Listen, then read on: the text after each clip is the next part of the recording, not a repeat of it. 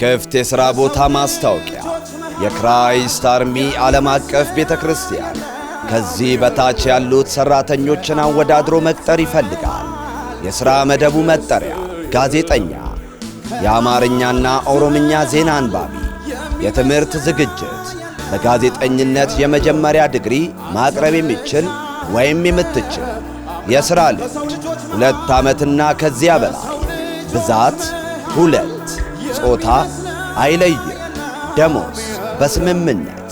የሥራ ቦታ አዲስ አበባ ክራይስት አርሚ ዓለም አቀፍ ቤተ ክርስቲያን።